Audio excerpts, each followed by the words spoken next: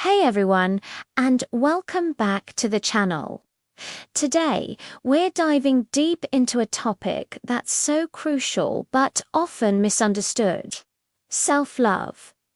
Now, I know what some of you might be thinking. Self-love, isn't that just a trendy buzzword? Or maybe it sounds a bit selfish, like it's all about bubble baths and buying yourself nice things. And while those things can be part of it, true self-love is so much deeper and more transformative than that. It's about how you talk to yourself when no one else is listening. It's about setting boundaries, honoring your needs, and forgiving yourself for not being perfect. It's the foundation upon which we build a happy, healthy, and fulfilling life. Think about it. We're often our own harshest critics. We wouldn't dream of saying the things we say to ourselves to a friend, yet we do it all the time. Today, we're going to change that. We're going to explore what self-love really means and how you can start practicing it in a real, meaningful way. So, what is self-love at its core? I like to think of it as treating yourself with the same kindness, compassion, and respect that you would offer to a dear friend. It's a commitment to your own well-being and happiness. This means accepting yourself, flaws and all. It's not about waiting until you're perfect to love yourself. It's about loving the person you are right now, in this very moment, while still allowing room for growth. A huge part of this is self-acceptance. We all have things we wish we could change about ourselves. Maybe you're not as organized as you'd like to be, or maybe you're shy in social situations. Self-love isn't about ignoring these things. It's about acknowledging them without judgment. It's saying, okay, this is a part of me, and that's all right. When you stop fighting against who you are, you free up so much mental and emotional energy that you can then use to grow and improve in ways that feel authentic to you. Let's get practical. How do we actually start practicing self-love? One of the most powerful first steps is to pay attention to your self-talk, that little voice in your head. Is it a cheerleader or a critic? For many of us, it's a relentless critic. So, the first exercise is simply to become aware of it. When you catch yourself thinking something negative, like, "I'm so stupid, I can't believe I made that mistake," I want you to pause. Just notice the thought without judging it. Then, try to reframe it. What would you say to a friend in the same situation? You'd probably say something like, "Hey, it's okay. Everyone makes mistakes. It's not a big deal, and you can learn from it." Start practicing that same compassion with yourself. It feels weird at first, I know. It can even feel fake. But, like any muscle, your self-compassion muscle gets stronger with practice. This isn't about lying to yourself. It's about choosing a more supportive and constructive inner dialogue. Another crucial pillar of self-love is setting boundaries. This is a big one for so many people. Boundaries are not about shutting people out. They are about protecting your energy, your time, and your mental health. It's about learning to say no to things that drain you or aren't aligned with your values. Saying no to a request might feel uncomfortable, but it's really saying yes to yourself. It's saying, "My peace is important. My well-being matters." Start small. Maybe it's saying no to an extra project at work when your plate is already full. Or maybe it's telling a friend you need a quiet night in instead of going out. Explain your needs calmly and kindly, but firmly.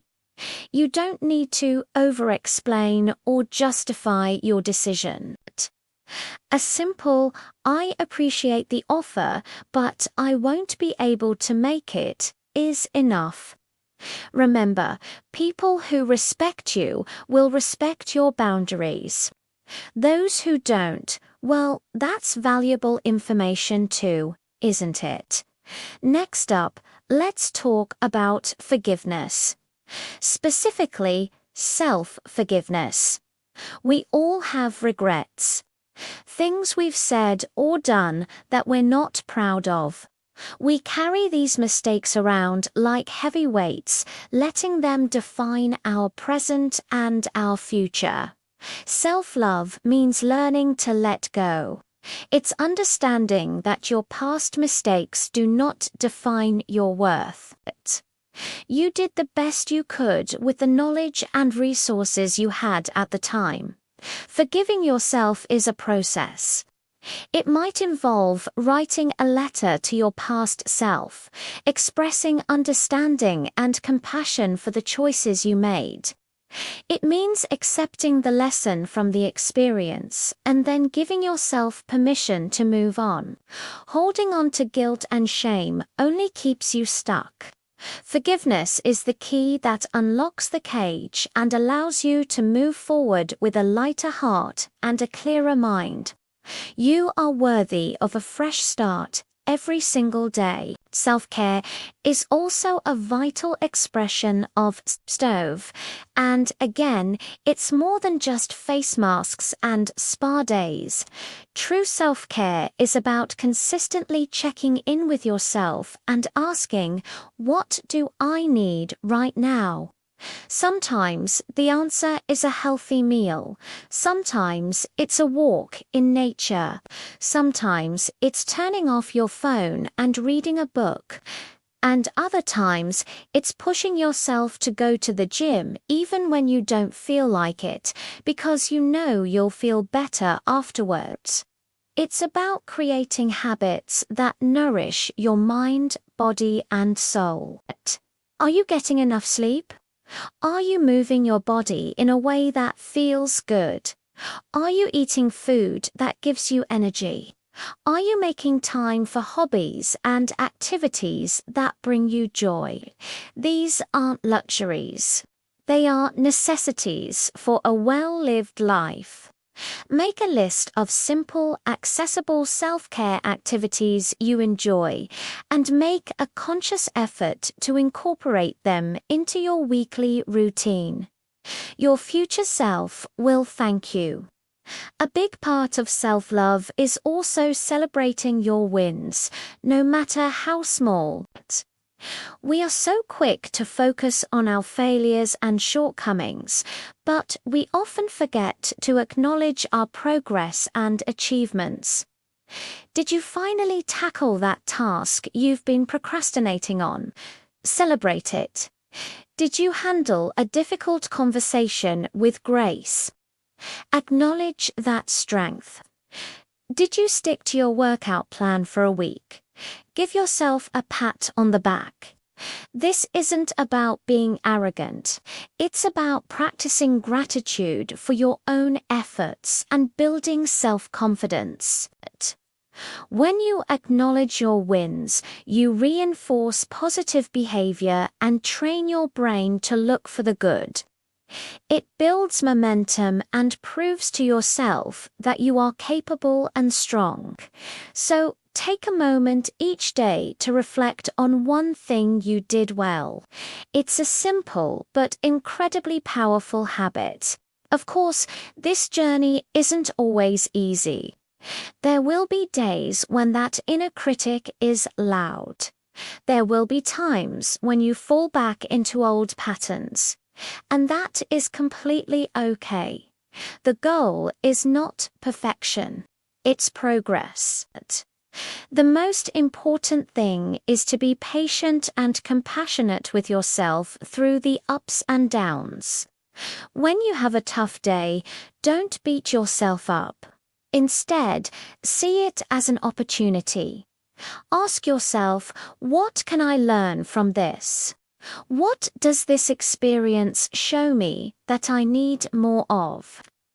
If you find that you're really struggling with deep-seated feelings of low self-worth, anxiety, or depression, please know that it's a sign of strength, not weakness, to seek professional help. Talking to a therapist or a counselor can provide you with tools and support that can make a world of difference. You don't have to go through it alone, and there is support available. To recap, building self-love is an active, ongoing practice. It's about shifting your inner dialogue from critical to compassionate. It's about setting and honoring your boundaries. It's about forgiving yourself for past mistakes and allowing yourself to move forward. It's about consistently caring for your mental, physical, and emotional needs. And it's about celebrating your journey and acknowledging your strength along the way. It is the single most important relationship you will ever have. When you truly love and accept yourself, everything else in your life starts to fall into place. Your relationships improve, your confidence grows, and you start to live a life that feels authentic and joyful. Thank you so much for spending this time with me today. I hope this has given you some valuable insights and practical tools to start your own self-love journey. If you found this video helpful, please give it a thumbs up and consider subscribing for more content on living a more mindful and fulfilling life.